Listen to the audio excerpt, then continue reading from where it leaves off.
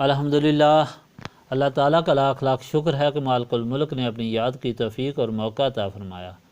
لاکھوں اور کروڑوں درود حضرت محمد مصطفیٰ صلی اللہ علیہ وآلہ وسلم پر، جن کے طفیل مالک الملک نے یہ مہربانی عطا فرمائی۔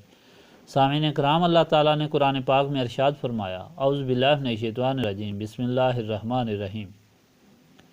یہی وہ لوگ ہیں جنہوں نے آخرت کے بدلے دنیا خریدی، ان کا عذاب کم نہیں کیا جائے گا اور نہ ہی یہ مدد کیے جائیں گے۔ قرآن پاک کے اس ارشاد سے پہلے مالک الملک نے بنی اسرائیل اور مشرکین کے حالات بیان فرمائے، اس لیے کہ مالک الملک رحمان اور رحیم ہے۔ اللہ تعالیٰ نے اپنی صفت پہلے ہی بیان فرما دی کہ وہ اتنا رحم فرمانے والا ہے کہ اس کی کوئی مثال نہیں۔ اس کے رحم کا یہ ثبوت ہے کہ انسان کی پیدائش سے پہلے اس نے انسان پر مہربانیاں فرمائیں اور اس کی ہر ضرورت کو پورا فرمایا۔ ساری کائنات اور کائنات میں جو کچھ ہے انسان کی ضرورت کے لیے پیدا فرمایا۔ اس سے پہلے کہ انسان یہ عمل کر کے دکھاتا کہ اس نے مالک کی یاد کی ہے یا نہیں، اس کے رحم و کرم کا یہ ثبوت ہے کہ اس کی زمین پر پھرنے والے، اس کے آسمان کے نیچے رہنے والے، اس کی رحمتوں سے فائدہ اٹھانے والے اگرچہ اعلانیہ ناشکری، حکم عدولی اور غفلت برتتے ہیں، بلکہ گستاخی اور بے ادبی تک کرتے ہیں، لیکن وہ پھر بھی ان کی ہر ضرورت پوری فرماتا ہے۔ کوئی رحمان اس قسم کا نہیں ہو سکتا، کوئی رحیم اس قسم کا نہیں ہو سکتا۔ حضرت ابراہیم کی عادت تھی کہ جب بھی کھانا کھاتے تھے تو اپنے ساتھ کسی نہ کسی کو بلا کر بٹھاتے تھے۔ ایک مرتبہ کوئی آدمی نہیں تھا تو وہ اٹھ کر باہر چلے گئے اور جا کر دیکھا کہ بڑی لمبی داڑھی والا ایک ضعیف العمر آدمی کھڑا ہے۔ بڑے خوش ہوئے کہ آج تو ایک اچھا آدمی مل گیا جسے میں اپنے دسترخوان کا ساتھی بناؤں گا۔ اسے بلا کر لائے، دسترخوان پر بٹھایا۔ جب کھانا شروع ہونے لگا اور اس آدمی نے گفتگو شروع کی تو اس کی گفتگو سے یہ ظاہر ہوا کہ وہ زمانے کا کافر تھا اور اللہ تعالیٰ کا منکر تھا۔ جب اس نے اللہ تعالیٰ کی شان کے خلاف باتیں کی تو حضرت ابراہیم کو غصہ آیا۔ انہوں نے فرمایا کہ اٹھو، دفع ہو جاؤ، بھاگ جاؤ۔ اللہ تعالیٰ کی طرف سے حکم ہوا، کیا ابراہیم اس کی عمر کتنی ہے؟ تو حضرت ابراہیم نے عرض کی کہ یا اللہ تقریباً 90 سال ہوگی۔ فرمایا کہ مجھے 90 سال ہو گئے، میں اس کو دونوں وقت کا رزق دیتا ہوں اور تو میرا بندہ ہو کر ایک وقت بھی نہیں برداشت کر سکا۔ چنانچہ حضرت ابراہیم نے اس بوڑھے سے کہا کہ بیٹھو، اور پھر اس کو کھانا کھلا کر وہاں سے رخصت کیا۔ مالک الملک کے رحم و کرم کا کوئی اندازہ لگانا چاہے تو نہیں لگا سکتا، اور اگر تم اللہ تعالیٰ کی نعمتوں کی گنتی کرو تو کبھی ان کا حساب نہیں لگا سکتے، کبھی ان کا احاطہ نہیں کر سکتے۔ مالک الملک نے جہاں انسان کی ہر قسم کی جسمانی ضرورت پوری فرمائی، وہاں اس کی روحانی ضرورت بھی پوری فرمائی اور اس کو ہدایت بخشی۔ 1,24,000 پیغمبر اس کی ہدایت کے لیے بھیجے تاکہ انسان کا یہ پہلو بھی تشنا نہ رہے اور اللہ تعالیٰ کی رحمت سے وہ محروم نہ رہ جائے۔ مالک الملک نے ترغیب و ترغیب کے ذریعے اپنی مخلوق کو اپنی ہدایت سے واقف فرمایا اور اپنے راستے پر بلایا، ترغیب سے اس طرح کہ ان کو گزشتہ واقعہ سنا کر ڈرایا کہ نہ ماننے والوں اور گستاخوں کا کتنا خراب انجام ہوا، اور ترغیب سے اس طرح کہ تاریخ کے واقعات سنا کر بتایا کہ جنہوں نے اللہ تعالیٰ کے حکم کی تابع داری کی ان کا انجام دونوں جہانوں میں عالی شان ہوا۔ اس طرح مالک الملک نے قرآن پاک میں الف لام میم سے لے کر والناس تک جو ارشادات فرمائے وہ سارے کے سارے یہی ہیں کہ مخلوق کو اللہ تعالیٰ کی عبادت کے لیے پیدا کیا گیا ہے اور ساری کائنات کو مخلوق کی خدمت کے لیے پیدا کیا گیا ہے۔ اس ساری مخلوق اور ساری کائنات کو اس لیے پیدا کیا گیا ہے کہ اللہ تعالیٰ نے اپنے محبوب حضرت محمد مصطفیٰ صلی اللہ علیہ وآلہ وسلم کو بھیجنا تھا اور پھر اپنے رحم و کرم کا ان پر اظہار فرمانا تھا، یعنی نبی پاک صلی اللہ علیہ وآلہ وسلم کو جو شان عطا فرمائی گئی اس کا اظہار مقصود تھا اور اپنی توحید کا اظہار مقصود تھا۔ اس سلسلہ میں سارے پیغمبر علیہ السلام آئے اور انہی کی کہانیاں قرآن پاک میں سنائی گئی۔ جو آپ کے سامنے واقعہ اور کہانی چل رہی ہے بنی اسرائیل کی، یہ بھی اسی سلسلہ کی ایک کڑی ہے۔ اللہ تعالیٰ ان واقعات میں یہ ارشادات فرما رہا ہے، اے یہودیو، تم بنی اسرائیل کے ورثہ ہو، اپنی گزشتہ تاریخ اٹھا کر دیکھو، اپنی اس کتاب تورات کو اٹھا کر دیکھو، اور اپنے پیغمبر حضرت موسیٰ کے فرمان کو دیکھو کہ تمہیں کیا حکم دیا گیا تھا۔ تم نے حکم عدولی کی، اب اس کے انجام سے ڈرو، کیونکہ تمہارے آباء و اجداد نے حکم عدولیاں کی، نافرمانیاں کی، اور اللہ تعالیٰ نے ان نافرمانیوں کی حکم عدولیوں کو ایک ایک کو گنتی کر کے بتایا۔ تم اپنی تاریخ میں دیکھ لو کہ وہ واقعات ہوئے ہیں یا نہیں۔ تم نے کس طرح نافرمانیاں کی اور ان کا انجام کیا ہوا؟ تم نے کس طرح حکم عدولی کی اور اس کا انجام کیا ہوا؟ پھر تم توبہ کرتے رہے، معافی مانگتے رہے، اور تمہیں اللہ تعالیٰ اپنے رسولوں کے ذریعے ہدایت بھیجتا ہی رہا، سمجھاتا ہی رہا۔ اب یہ آخری ہدایت ہے اور سب سے بڑا حکم یہ ہے کہ ساری مخلوق کے لیے، ساری کائنات کے لیے آخری ہادی حضرت محمد مصطفیٰ صلی اللہ علیہ وآلہ وسلم محبوب الہی کو بھیجا گیا ہے۔ ان کی غلامی سے ہی تمہیں ہدایت نصیب ہوگی۔ اللہ تعالیٰ کے محبوب پیغمبر حضرت محمد مصطفیٰ صلی اللہ علیہ وآلہ وسلم ہی تمہیں اللہ تعالیٰ کے ارشادات پاک سنائیں گے، تمہیں پاک کریں گے، تمہیں حکمت سکھائیں گے، اور جن کے دامن سے لپٹنے سے ہی تم دونوں جہانوں کی سرفروئی اور سرفرازی حاصل کرو گے۔ اور تم نے ایسا نہ کیا تو پھر دیکھ لو کہ جس طرح گزشتہ ادوار میں تمہارے آباء و اجداد کا حال ہوا یا دوسری قوموں کا حال ہوا، وہی حال تمہارا ہوگا اور تم ذلیل و خوار ہوگے۔ بنی اسرائیل اچھی طرح سمجھتے تھے نبی پاک صلی اللہ علیہ وآلہ وسلم ہی وہ ہستی ہیں جن کے متعلق حضرت موسیٰ نے پیشین گوئی کی، جن کے متعلق حضرت موسیٰ نے اللہ تعالیٰ کے سامنے عرض کی کہ یا اللہ، مجھے بھی اپنے محبوب کا امتی بنا۔ اس عظیم ہستی کے لیے تمہارے آباء و اجداد اپنے اوطان چھوڑ کر مدینہ منورہ میں آ کر آباد ہوئے، اور اس سے انتظار میں رہے کہ کب وہی شخص رسول پاک صلی اللہ علیہ وآلہ وسلم آخری رسول آئے گا کہ ہم اس کی غلامی اختیار کریں گے اور ہدایت حاصل کریں گے۔ یہ ساری باتیں وہ جانتے تھے، کیونکہ یہ ساری باتیں وضاحت سے ان کو بتا دی گئی تھیں مختلف طریقوں سے، اور ایسے ایسے واقعات ان کو پیش آئے تھے۔ حضرت موسیٰ کے ایسے ایسے معجزات موجود تھے جن سے انکار ناممکن تھا۔ مثال کے طور پر حضرت موسیٰ کے زمانے میں ایک شخص بہت بڑا باغی، گستاخ، گنہگار اور بے ادب تھا۔ وہ فوت ہو گیا تو اس کے رشتہ دار حضرت موسیٰ کے پاس آئے کہ جناب آپ چلیں اور اس کا جنازہ پڑھائیں۔ حضرت موسیٰ نے فرمایا کہ وہ گستاخ رسول، گستاخ اللہ تعالیٰ ہے، میں اس کا جنازہ کیسے پڑھاؤں؟ اس کے ٹخنوں سے رسی باندھو اور اسے گھسیٹ کر لے جاؤ اور اسے گندگی کے ڈھیر پر پھینک دو۔ وہ اس قابل نہیں کہ اس کی نماز جنازہ پڑھی جائے، چنانچہ لوگوں نے اسی طرح کیا۔ حضرت موسیٰ کے حکم کے مطابق اس کے ٹخنوں سے رسی باندھی اور گھسیٹ کر لے گئے اور لے جا کر گندگی کے ڈھیر پر پھینک دیا۔ اللہ تعالیٰ نے فرمایا، اے موسیٰ، تم عجیب آدمی ہو، تمہیں یہ خیال نہیں آیا کہ آج میرا ایک محبوب فوت ہو گیا ہے اور تم نے اس کا جنازہ پڑھنے کی بجائے گندگی کے ڈھیر پر پھینک دیا؟ حضرت موسیٰ ڈر گئے، فوراً واپس لوگوں کو بلایا اور کہا کہ اس شخص کو گندگی کے ڈھیر سے اٹھا کر لے آؤ۔ چنانچہ لوگ اس کو لائے، نہلایا دھلایا اور اس کی تجہیز و تکفین کی۔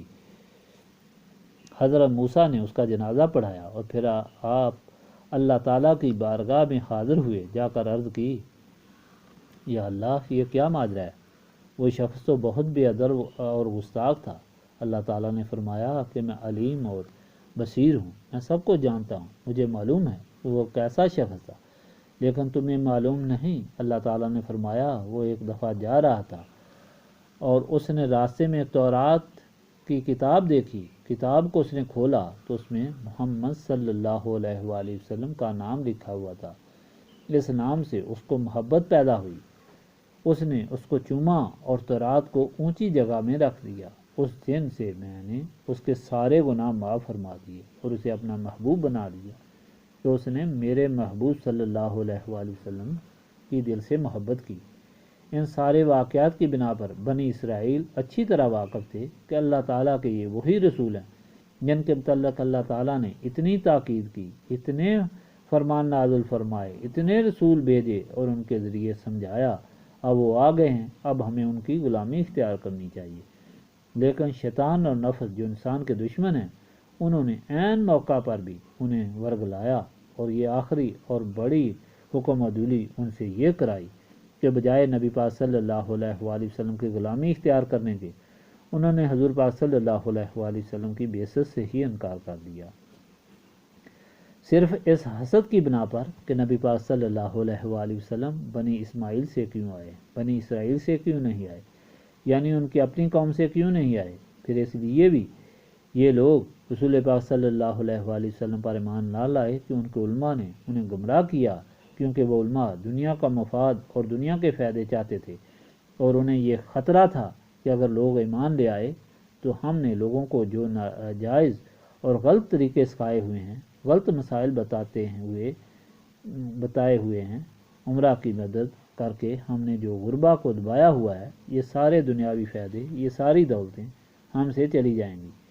اگر ہم اسلام قبول کر لیں گے تو پھر ہمیں صحیح راستہ اپنانا پڑے گا، سچ بیان کرنا پڑے گا، اور ان ساری چلاکیوں سے ہاتھ دھونا پڑے گا۔ اپنے خیال میں انہوں نے ایک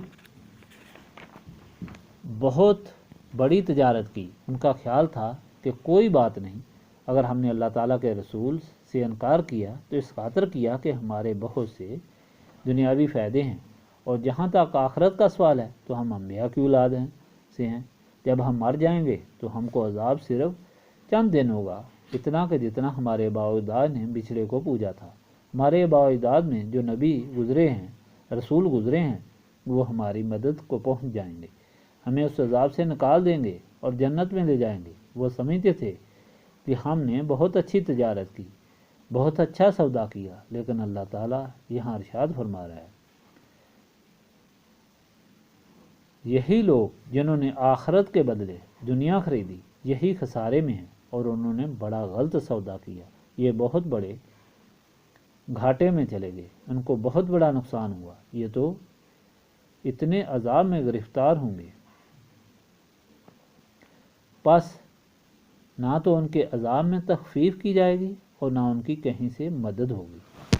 ان پر جو عذاب آئے گا اس میں کوئی کمی نہیں کی جائے گی، خواہ وہ نبی کی اولاد ہوں، خواہ وہ کچھ بھی ہوں، ان کی مدد نہیں کی جائے گی، اس لیے کہ انہوں نے اللہ تعالیٰ کی حکم عدولی کی اور اللہ تعالیٰ کے رسول صلی اللہ علیہ وآلہ وسلم کی گستاخی کی۔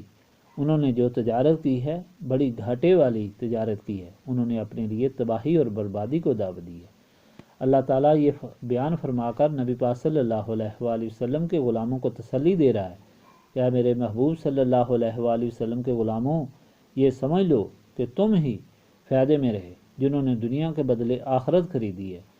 بنی اسرائیل کے لوگ جنہوں نے آخرت کے بدلے دنیا خریدی اور دنیا کا آرام خریدا، یہ گھاٹے میں ہیں۔ فائدے میں تم ہو جنہوں نے اپنا سب کچھ قربان کیا اور آخرت خریدی۔ جو تم سے مذاق کرتے ہیں وہ دراصل اپنی تباہی کو دعوت دیتے ہیں اور اپنے آپ سے مذاق کرتے ہیں یا اپنے آپ کو بیوقوف بناتے ہیں۔ تم تو فائدے میں ہو۔ نبی پاک صلی اللہ علیہ وآلہ وسلم جب تشریف لائے تو حضور پاک صلی اللہ علیہ وآلہ وسلم کے غلاموں نے بھی تجارت کی جس طرح ان لوگوں نے تجارت کی۔ ان لوگوں نے یہ تجارت کی کہ دنیا کو خرید لیا، دنیا حاصل کرنے کے لیے آخرت کو چھوڑ دیا اور اللہ تعالیٰ کے رسول کو جھٹلا دیا۔ اسی طرح حضور پاک صلی اللہ علیہ وآلہ وسلم کے غلاموں نے بھی تجارت کی، اور انہوں نے یہ تجارت کی کہ اپنے ماں باپ، اولاد، وطن، جائیداد، ہر چیز اللہ تعالیٰ کے رسول کے قدموں پر قربان کر دی اور اللہ تعالیٰ کے رسول صلی اللہ علیہ وآلہ وسلم کی غلامی اور نسبت خرید لی۔ نبی پاک صلی اللہ علیہ وآلہ وسلم کے غلاموں میں سے ایک ایک کی تاریخ اٹھا کر دیکھیں، انہوں نے کیسا سودا کیا اور کس قسم کا عظیم سودا کیا۔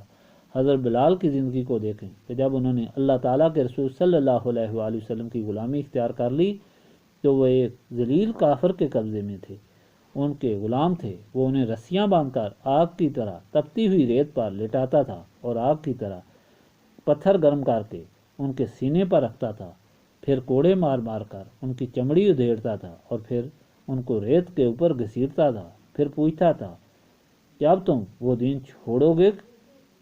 تو وہ کہتے تھے کہ نہیں، جس دین کو ہم نے اختیار کر لیا ہے وہ ہم کو اس جان سے کئی گنا زیادہ عزیز ہے۔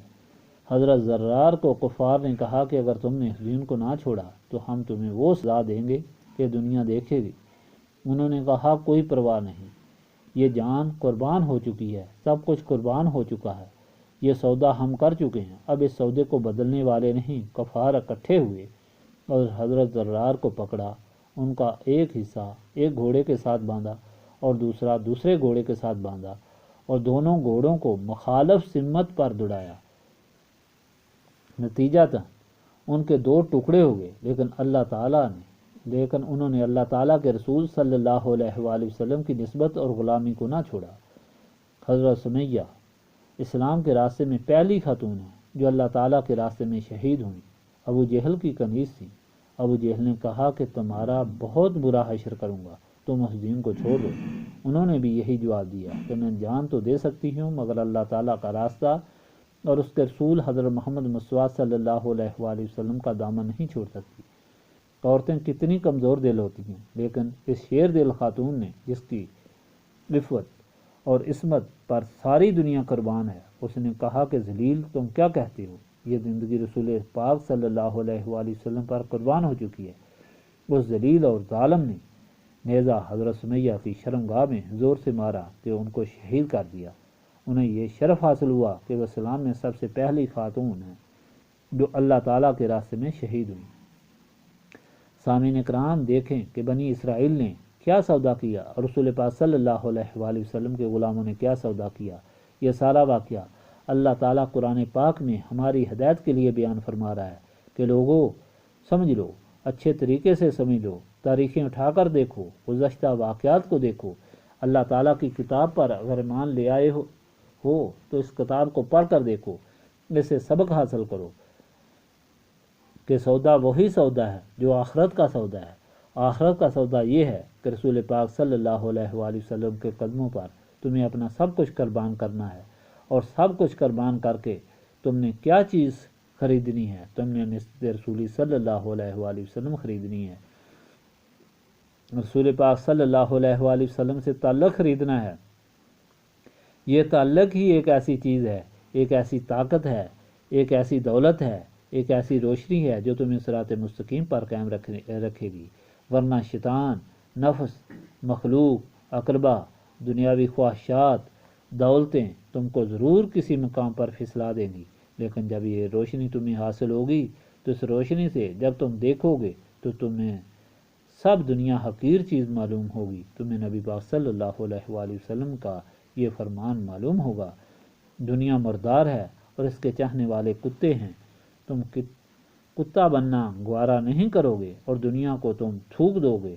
نبی پاک صلی اللہ علیہ وآلہ وسلم کی حدیث ہے کہ جب اللہ تعالیٰ نے دنیا کو پیدا فرمایا تو دنیا کو فرمایا کہ اے دنیا، جو تم کو چاہنے والا ہوگا تم ہمیشہ اس سے پیٹ پھیرنا، وہ تمہارے پیچھے پھرے گا۔ جو میرا چاہنے والا ہوگا تم اس کے قدموں میں گرنا، وہ تم کو ٹھکرائے گا پھر بھی اس کے قدم نہ چھوڑنا، چانچہ یہ ایک مسلمہ عمل ہے اور یہ اللہ تعالیٰ اور رسول پاک صلی اللہ علیہ وآلہ وسلم کے مطابق ہے۔ تاریخ سے ثابت ہے کہ دونوں جہانوں کی سرخروئی اور دونوں جہانوں کی سرفرازی، دونوں جہانوں کی کامیابیوں کا صرف ایک ہی طریقہ ہے اور وہ نسبت رسولی صلی اللہ علیہ وآلہ وسلم ہے۔ نبی پاک صلی اللہ علیہ وآلہ وسلم کی غلامی اختیار کرنا ہے۔ اگر یہ نسبت حاصل ہو جائے تو انسان شیطان کا بھی حاکم ہو جائے گا، وہ پہاڑوں سے زیادہ قوی اور لوہے سے زیادہ مضبوط ہو جائے گا، وہ ہر چیز پر واجب الاحترام اور ساری کائنات اس کی غلام ہو جائے گی۔ سامعین کرام، آپ سب لوگ اس مدعا کے لیے ہم سے تعلق رکھتے ہیں، آپ اللہ تعالیٰ اور رسول پاک صلی اللہ علیہ وآلہ وسلم کو راضی کریں اور دنیا اور آخرت کی زندگی سرخروئی اور سرفرازی میں گزاریں۔ آپ کو یہ سبق دیا جاتا ہے، پیسا فرمایا، آپ کو یہ سبق دیا جاتا ہے کہ بجائے اس کے کہ آپ اپنی توجہ چھوٹی چھوٹی باتوں، چھوٹی چھوٹی خواہشات، چھوٹی چھوٹی ضروریات کی طرف رکھیں، صرف ایک ہی طرف دیکھیں کہ نسبت رسولی صلی اللہ علیہ وآلہ وسلم حاصل کریں۔ نسبت رسولی صلی اللہ علیہ وآلہ وسلم حاصل کرنے کے لیے ضروری ہے کہ سینوں کو صاف کیا جائے، اور سینے صاف یاد الہی سے ہوتے ہیں، اس لیے سب کو بٹھا کر یہاں یاد الہی کرائی جاتی ہے تاکہ سینے صاف ہو جائیں، پھر اللہ تعالیٰ سے اس قیمتی دولت کے لیے التجا کی جائے اور آپ یہاں سے یہ قیمتی دولت لے کر لوٹیں۔ اس طرح آپ دونوں جہانوں میں کامیاب رہیں اور دونوں جہانوں کے غموں سے محفوظ ہو کر سرخرو اور سرفراز ہوں۔ استغفر اللہ العظیم الذی لا الہ الا هو الحی القیوم واتوب الیہ استغفر اللہ العظیم الذی لا الہ الا هو الحی القیوم واتوب الیہ استغفر اللہ العظیم الذی لا الہ الا هو الحی القیوم واتوب الیہ